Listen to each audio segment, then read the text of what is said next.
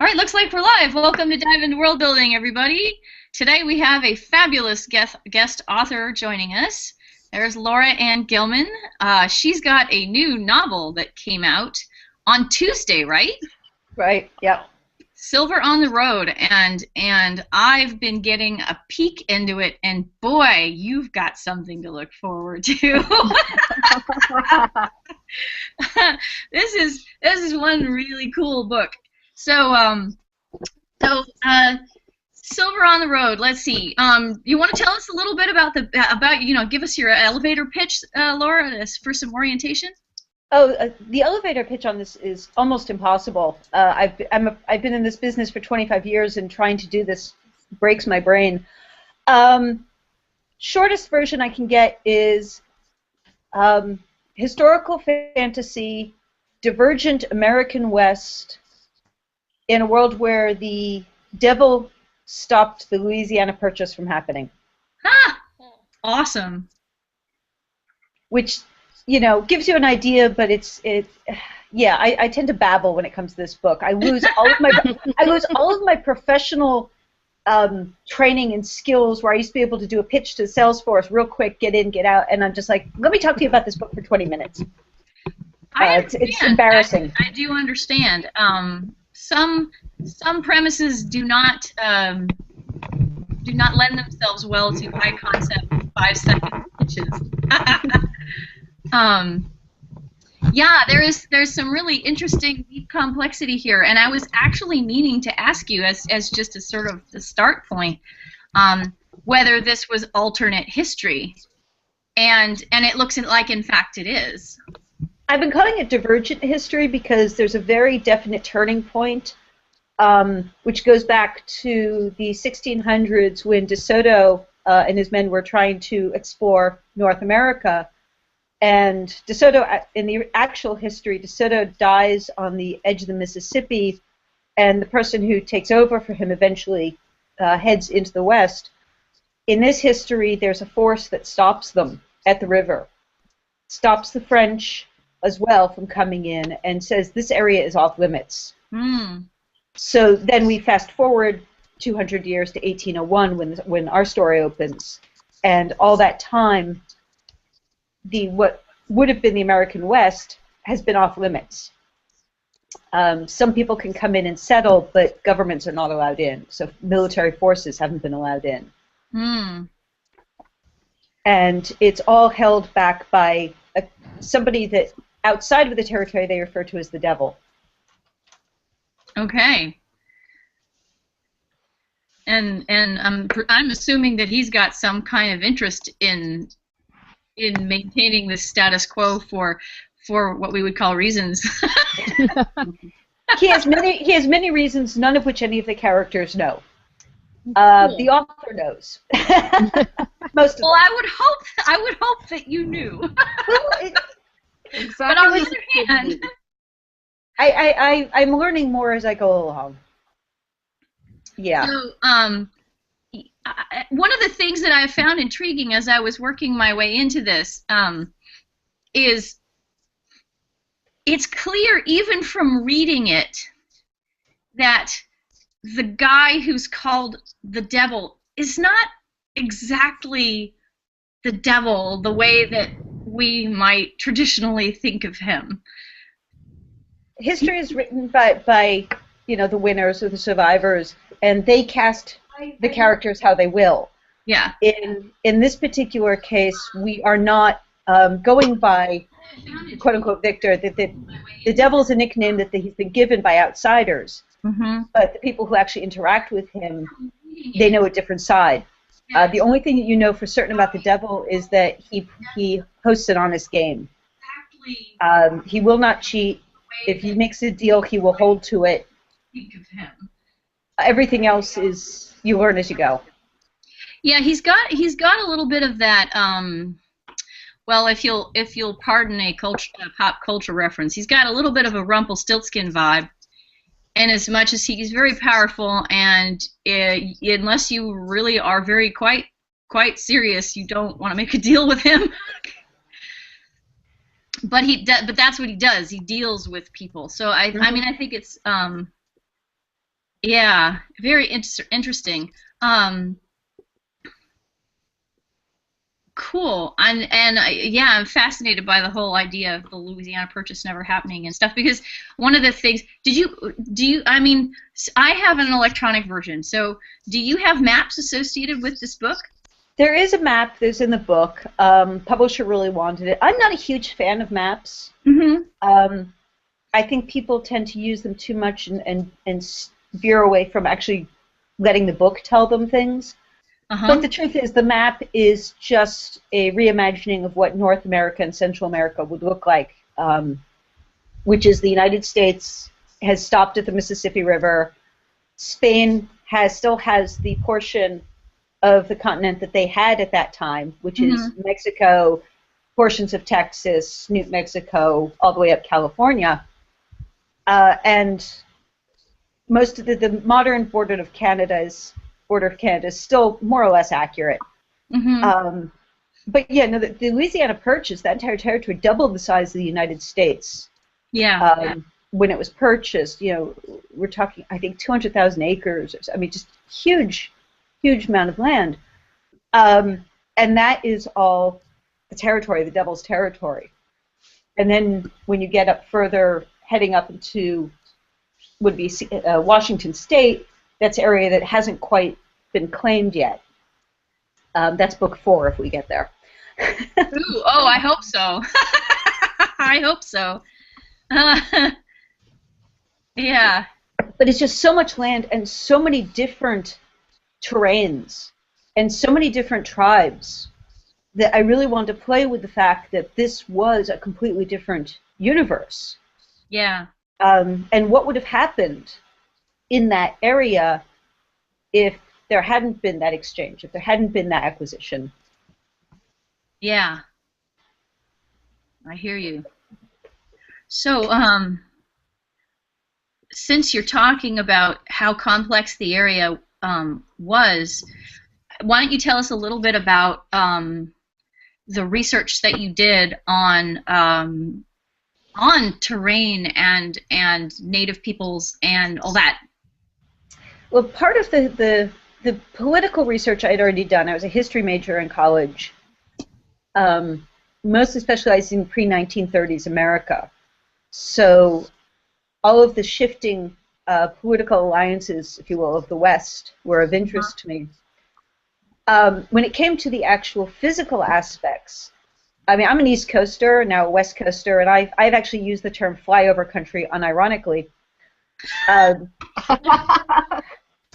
So I've been to a lot of the Western states, conferences, travel and stuff, but the action of this particular book takes place in Kansas, or what would have been Kansas, and I had never been to Kansas. So a friend and I flew into Kansas City, Missouri, rented a car, and did a week-long road trip through Kansas, into Colorado, up to Colorado Springs, which is sort of where the story ends. And we avoided the cities, we avoided even most of the towns, and we tried to hit every area where the land has either been restored or has been left the way it was. Okay. And I took a massive amount of photos and videos. My traveling companion basically was the driver while I got to do all the research. And really just, it was boots on the ground. And there's, things smell differently, things feel differently. If you live in a city the way I do, you can forget how immensely quiet it is when there's nothing else around for miles. And Yeah. I needed to remember that, because that's things like that are really important to this book, where our main characters, Isabel and Gabriel, are traveling sometimes for days without seeing anyone else. Yeah. I mean, I refer to this book as an epic fantasy with a cast of 4.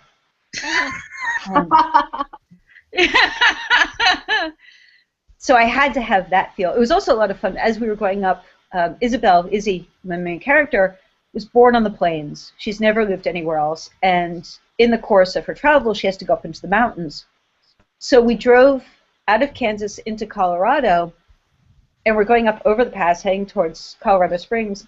And I was driving at that point, and I kept turning to my companion, "You okay? How you doing?" And she looks at me and goes, "You're using me as a test subject, aren't you?" Because she'd never been up in the mountains before. So I'm like, yes, actually I was taking notes to see how you reacted.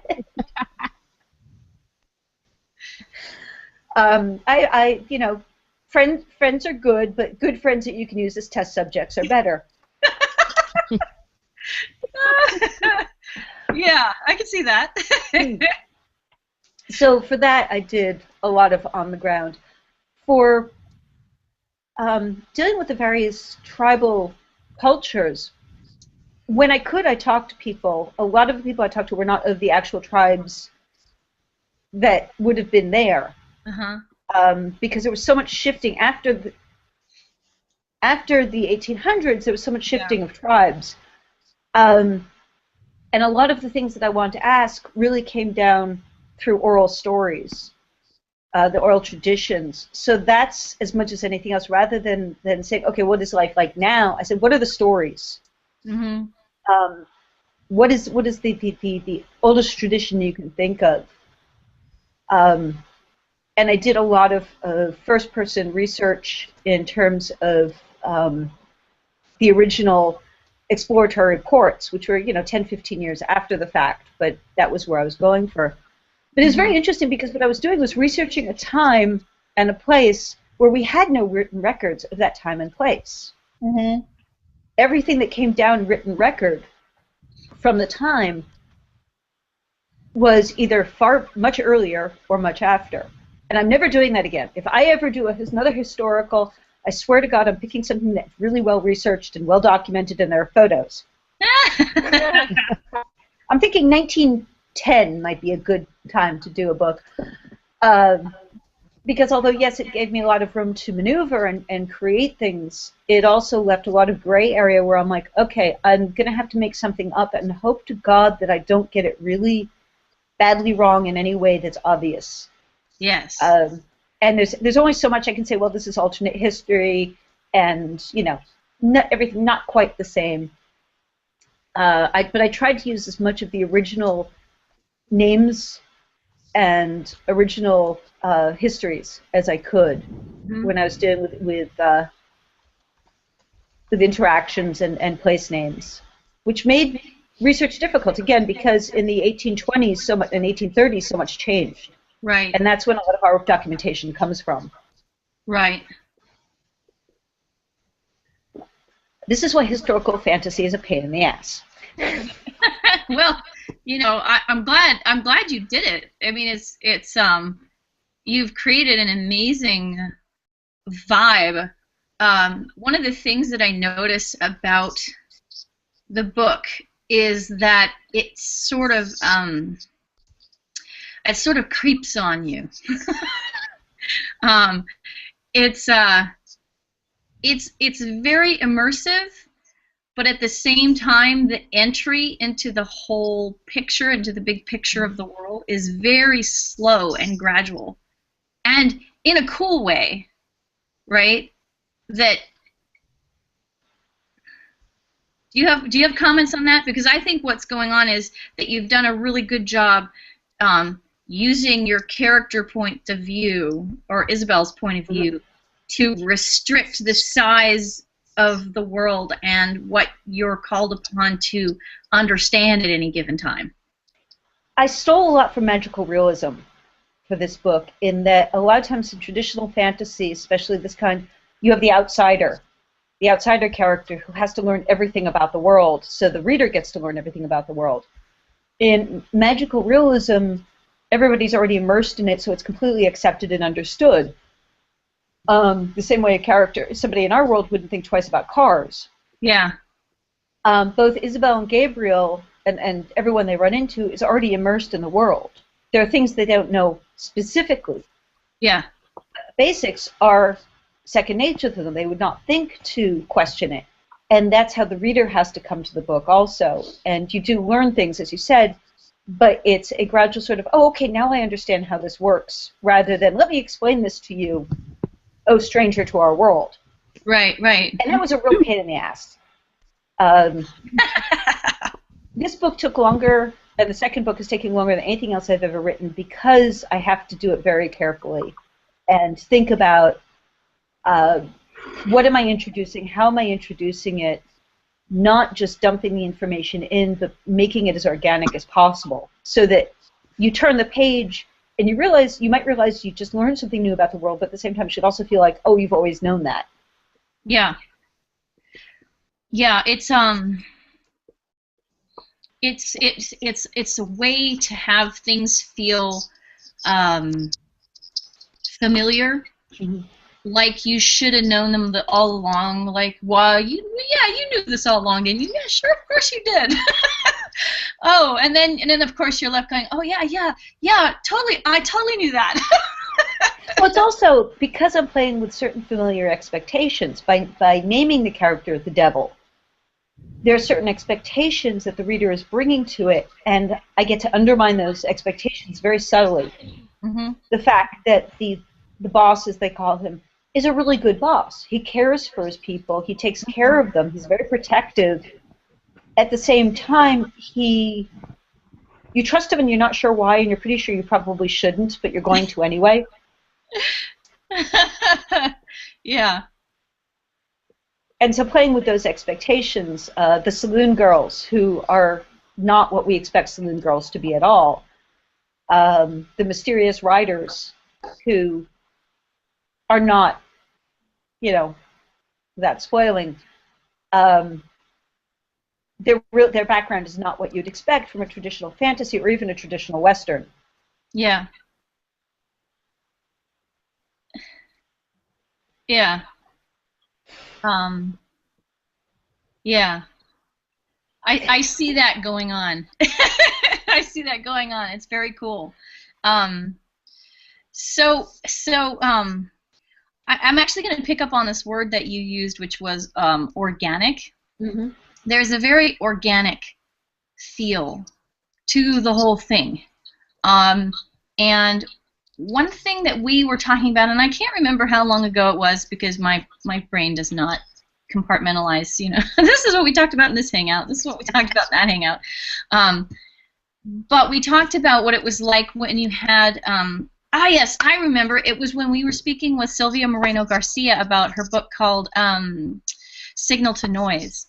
And we were talking about magic systems and the difference between a magic system that is very, very regulated and circumscribed in its operation and very sort of rule-abiding, and then a more organic magic system. Mm-hmm. And I was saying that if you think of magic as though it's the rules of physics, then you tend to get one of these very circumscribed systems. Whereas if you think about magic as being more of a culture or a folkloric based thing, that it has that organic feel where you can't necessarily know what to expect in different pockets of it. And that's the feel that I get from the way that the magic works in this book. And specifically, I love the way nobody kind of really knows how the magic works. They just kind of have their best guess. And, everybody seems to travel along with a list of all the things you need to watch out for. Anyway, I'm wondering if you can tell us a little bit about that list of things you need to watch out for and how you came up with it. Well, the first thing is that I tend to actually have a very scientific basis for all of my magic systems. Anybody who read Fine Art War knows that it's totally agrarian and very specific. Here, there is a scientific physical basis for the magic, but it has been expressed through culture. Because the period we're talking about is, I hate to say pre-scientific, but they haven't felt the urge to codify things yet. Right. It's a frontier world. They're more worried about survival than, the scientists are back in civilization figuring things out. The early 1800s are when lots of things are being developed and new theories are coming about, but in the day-to-day life, nobody really cares. So that's very much, as you said, they have a list of things to survive. You beware of demons, not because they're particularly evil or nasty, but because they're a pain in the ass. And if you run into them and they're feeling particularly troublesome, they can be deadly. You look out for crossroads, because crossroads are where people are constantly passing back and forth. Power can build up, and if you go into that unprepared, bad things can happen. You have to be careful of magicians, because magicians are batshit crazy. They've basically, in order to get their power, they've let go of certain other things, like civility and common sense. Oh yeah. So they're dangerous, and there are certain things you do to. I mean, the you probably haven't gotten to the point yet, but there's a bunch of they learn. If you come across a magician, run.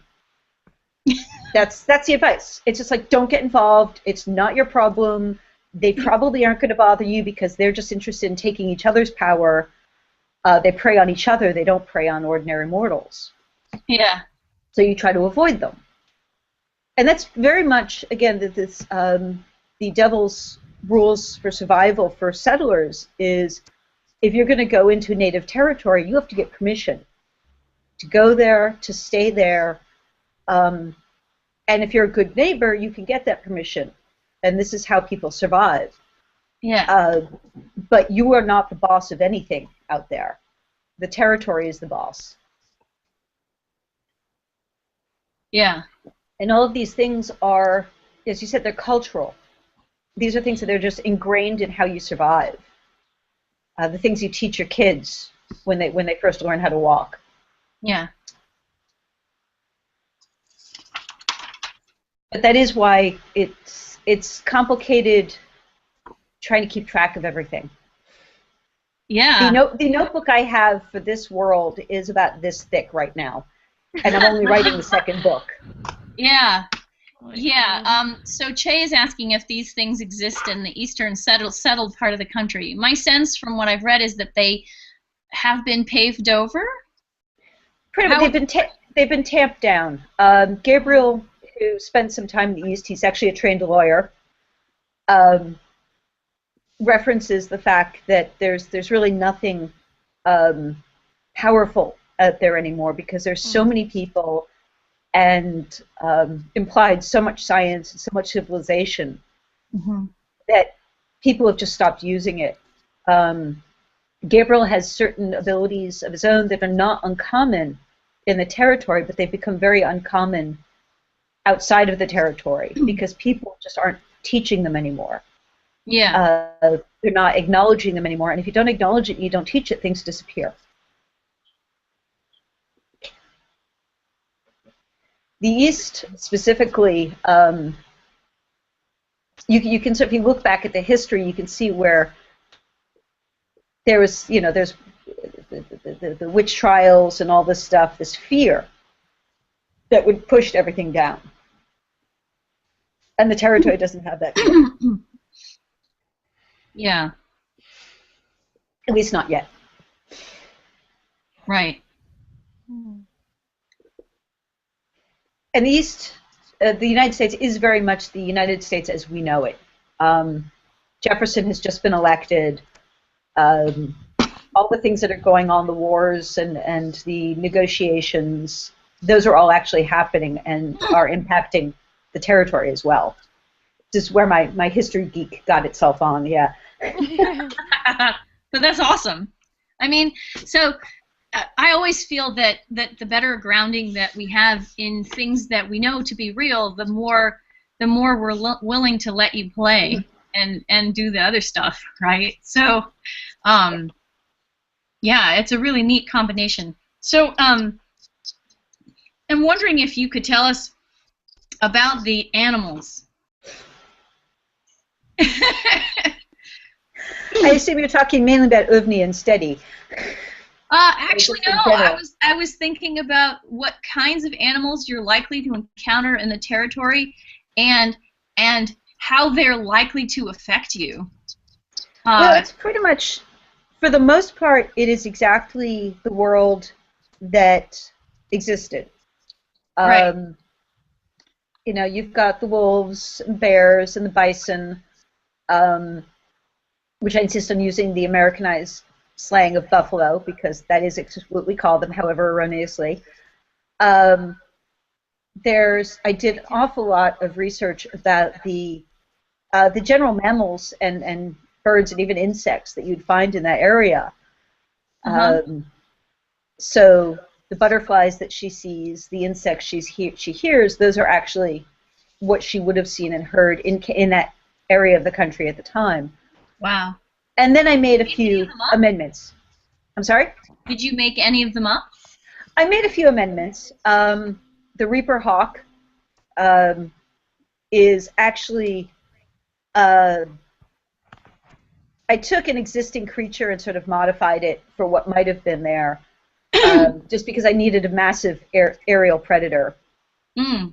But it's entirely within logical feasibility that it could have existed. In book 2, which I can't tell you anything about, you learn a little bit more about some of the wildlife that used to live there. Oh, interesting. But really, it's very much. I mean, there are occasional animals that are more than animals that they encounter. And I admit I blended a whole bunch of different cultural myths there, entirely North American and Central American myths. One of the things I've tried very, very hard to do in these books is not use any European mythology. Yeah. There is Central and South American mythology that I've braided into it. There is elements of Alaskan and far north Canadian mythology. As many of the native tribes as I could, because that is what this story is. It came out of my desire to write a mythology that was entirely North and Central American, that did not use the old world, and in fact refuted the old world. How successful I was, other people are going to have to tell me, but that was very much my intent. I wanted to use everything that originated here as much as I could. And so we have characters who are Mexica, Aztec bloodlines, some Portuguese and Spanish characters, Métis, French-Canadian, what would be French-Canadian, and very few who are actually what we consider to be American-European, English, German, French, not so much. Yeah. Because that was the more of the culture was coming up from the south and down from the north, and was coming from the east at this point. Right. So I used their traditions of how they interacted with animals and nature when I could. I mean, the rattlesnakes are just so much fun. And that's a phrase that you will not hear people say very often. Yeah, no, I don't often express a love of rattlesnakes. But I really wanted a character who had the mythology, and the unnervingness, if you will, of a snake. And rattlesnakes are just so culturally blended in Western mythology that it seems the perfect thing to use. Yeah, that's true. It at the same time that it's very local and very Western, it's also, referencing general fear of snakes and snakes that talk to you and make you do things. So, absolutely. Yeah, that was really, really fun. Could we back up for a second? Yeah, sure. I have a question.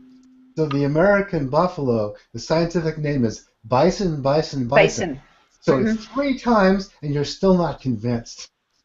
Well, I'm going by what the historical term was. They did not call them bison because they hadn't done a genetic analysis of them yet. They called them buffalo, so therefore I'm calling them buffalo.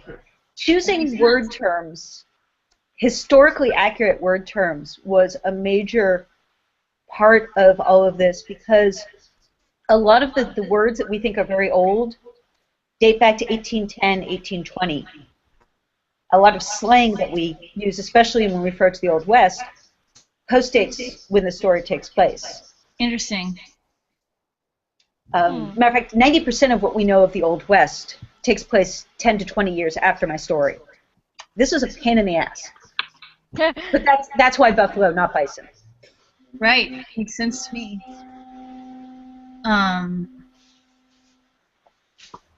That is a really interesting piece of information that the slang is coming from post 1810. That's interesting. Yeah, I'd be writing a sentence and then have to stop and go, wait a minute. Go check the word and go back and find something that was older. So what kind of resources, where did you find this information about the previous terms? There is a website. Hang on a second. Let me see if I can find it. I have, my bookmark of research is like 9,000 different, it's terrifying. Oops. Yeah, I've got so many here I can't. The online entomology dictionary was usually my first stop.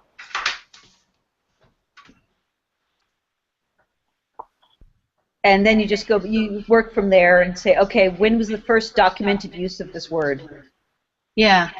And then I had to think, well, if the first documented use of this word was in England or in the States, how long would it then take to work its way west? Right. Again, this is where my history major wonkery came into play. Yeah. Or if the first documented use was on the East Coast, was it a word that had been used orally maybe in the West and had only just then gotten to the East Coast to be written down? Yeah, you had to look at where the loan word came from. Yeah. Here's a perfect example of how you have to be careful. And I blogged about this. Working on the second book, this particular region that I want to use in Wyoming has a certain name, and it's a Native American name. And I thought, great, this ties into the story, and I can use this, and it's historically accurate. Yay! And then I went back, just something about it pinged at my memory, and I went back and looked, and sure enough, it was a Native American term from a tribe that was relocated there in the 1820s. Oh. So I had to go back and decide whether I was going to use it, and if I was going to use it, there had to be a reason that name had gone that far at that time. And that's the kind of thing that can really trip you up, and probably 90% of your readers won't know, but I'd know, and it would make me crazy. Yeah. Yeah, I get that. Especially given the amount of forced displacement and devastation that has caused these changes to happen. It's not necessarily something you want to be referencing. So. And it was also interesting to note that at the time period, as far as my research told me, yes, tribes had certain areas, but where they lived, but there was an awful lot of movement. Mm-hmm. And not any particular, okay, this is where our town is, and this is, and the idea of towns, settled, never moving towns, was something that I had to be really careful about using, and who had what area. There was a lot of overlapping. The place I started doing my research is a book called Looking East from Indian Country, I think is the name of the title. And I don't actually have the book to hand, so I can't say the authors, but I did put up a bibliography on my website. You know what? I will write up a report. I'm here writing notes on everything, and I will be writing up a report. And what I can do is, when I do that, I'll just Google it and make sure that I get the author written Or as down. I said, on my website, there's a bibliography that's sort of ever expanding, but it is exactly what it says on the tin. It was looking at the history of migration into the frontier from the point of view of those who are already there. Mm. And it was a really good way to sort of reset my brain when I started writing these books and stop thinking of a US-centric migration mindset and more of the pre-existing culture watching this happening, which is, I think, a very, very useful thing, and I wish they taught this more in school. Yeah.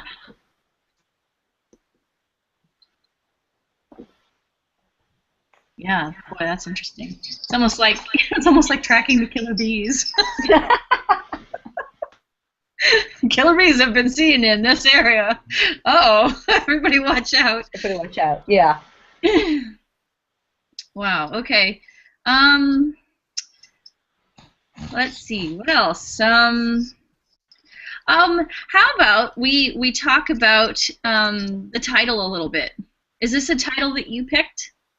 This is a title I picked. Actually, I'm not so much sure that's a title I picked as the title that appeared. Mm-hmm. For the longest time, this was simply called The Devil's West, and then Devil's Left Hand. The novel grew out of a short story that I thought I was writing called A Town Called Flood. And I didn't have a title, and I didn't have a title, and my editor was kind of like, we can use Devil's West as a series title, but we're already going to get pushback. We can't really call it that. I'm like, hey, but we can get banned. No banning yet. Well, as you know, it's early days. Yeah, it's true. And it wasn't until the book was pretty much written, and when I write the entire book in first draft, but I don't write the final scene. I know it happens, but I don't write it. And then in the second or third pass, I will go back and then I will write out the scene. And as I was doing that, I suddenly realized, oh, this is the title, because this is, and it ties into that theme and this theme and that event that happens. And okay, that all makes sense. Most of my titles make far more sense after you finish reading the book than before, because I do tend to pick on thematic issues that appear. And I went to my editor and my agent. I said, this is the title. And then I waited for them to say, no, that's not the title. That's a terrible title. And there was dead silence. And I'm like, did you guys get the email? They're like, yeah. You like the title? It works. I'm like, yes, win. But everything that will come out for future titles, again, is going to rise out of things that are said. The second book is currently called The Cold Eye. And if you've read the first chunk of the book, you know why it's called The Cold Eye, but you won't know that until you've actually gotten into the book. Mm-hmm. But again, everything about this book has been organic in that regard. As I'm writing it, I'm learning more and I'm understanding more. And okay, now I see why this is happening and that's happening, which is unusual for me because usually I am very much a plotter, and I know exactly what happens. Here, well, at least until the outline is completely wrong. Here, every time I do a new pass on the manuscript, I discovered something new and some new level and something new about the world that I then added in.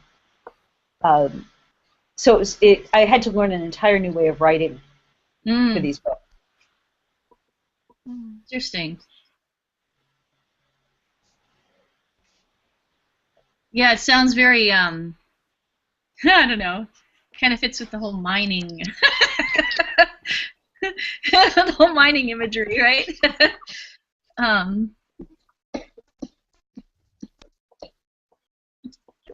So, why don't I, yeah, okay, so I actually have one more question, and then I'm going to open up to questions. So, can you tell us a little bit about the significance of silver in the book?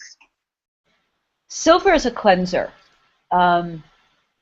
It is used to indicate the presence of power buildup, for example, on the crossroads, which is what most people use it for, to make sure that the crossroads is safe.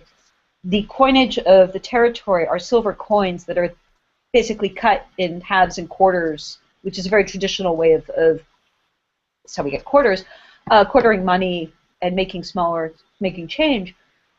You take a silver coin, you toss it into the crossroads, and if it tarnishes, it's not safe. So what do you do if that happens? You You go either around? you either find somebody who can, a marshal who can cleanse it, or you avoid it. Yeah, it can also tell you if, for example, if water has been poisoned, that kind of thing. It's very traditional in that sense, but there's also a deeper meaning to what silver is, which you learn as you go along in the world, and what silver means. It's has definitely has multiple layers, but everyone always carries a little bit of silver with them as a talisman. And yeah, I wanted something that was organic, that in sense of pulling it from the ground, something that was pre-existing and something that was valuable. Yeah. Yeah. Cool. All right. So how about you guys? Questions for our guest? Any questions? Any answers? I just have a dumb one. Do you watch Hell on Wheels? I don't. No. Oh, so sad. Okay, never mind. No, actually, that was just the question. I was just wondering if you watched that. You're, the Western. I thought. I mean, that would be. Honestly, It's an interesting show. yeah, I have very, very basic cable, Oh. and I know I miss out a lot of stuff because I hear people talking about it. I'm kind of like, yeah, I need another like 3 days in the week, then I can catch up on TV. Yeah. Well, they've got that on Netflix if you. All right, I do have Netflix, so I can check that out. Yeah. Yeah. Yeah, it's good. It's good. I think you would find it interesting. I can make note of that one then. Yeah. Cool. Other questions? Am I? Yes, as of this morning, I am. Oh my God! Wow. I last night was we did a reading and signing at University Bookstore in Seattle, and we went out for drinks afterward. And I'm just kind of like, I need to go home and I need to download the newest episode of Supernatural because I can't go on Tumblr until I do. Yeah, I know, right? People were like tweeting about it last night, and it's like 6 o'clock here, and I'm like, no! Stop! Yeah, no, there are 3 or 4 shows that I do try to keep at least within the same week of, and that's one because yeah, otherwise social media just becomes kind of hellish. I've learned not to be bothered when I'm spoiled for something, You have a knack for skirting the edge of spoilers. Just sort of your remarks like, why did they do that? Yeah. Yeah, really. I look and I say, okay, if Laura Ann's thinking that way, I guess I should go watch this, but they're going to do something annoying. So that's Well, my most recent gripe about Supernatural is the fact that I have absolutely no brain power with the new book coming out to do anything other than go, oh my God, what? So it's going to take me a while to catch up and start meditating on that. Mostly I'm just sort of saying what they said. Yeah. About the And same thing with Person of Interest. I'm just kind of like, okay, I managed to watch and I'll deal with what's going on, and I'll talk about it later. All right. Well, so we're getting to 5 minutes to noon, and it sounds like most people want to hear about what Laura Ann's been watching on TV lately. So it strikes me maybe we should wrap up. Are there any final thoughts? Other than, oh my gosh, this is such a cool book, you should totally go and read it now. Which you totally should, yes. Do you anticipate like how long did the first book take, and how long are you anticipating? You said you're hoping to get up to at least like book 4. So how many years do you sort of see this spanning? The first book from concept to publication took over 2 years. But that was mainly because first we had to find a publisher who really could get behind it and understand what I was trying to do and support it. Which we actually found several editors who could do that. So The second book I have drafted. I'm going to start revisions on Monday. I've started plotting out the third book. So I'm hoping that each one, I'll be able to, now that I've got the basic research done, and I just finished the research trip for the second book, which involves the story of the bison and human stupidity I got to tell last night. So I'm hoping I'll be able to get each one of them done in a year. Wow. I may be working up until the very last minute of that year, Yeah. but I'd like to keep them on schedule. Yeah, and I think this story runs in 4 books. I can't see it going past 5, but there's so much more in this universe. I mean, the 2 short stories that I've written previous, which is Crossroads and The Devil's Jack, take place in entirely different decades.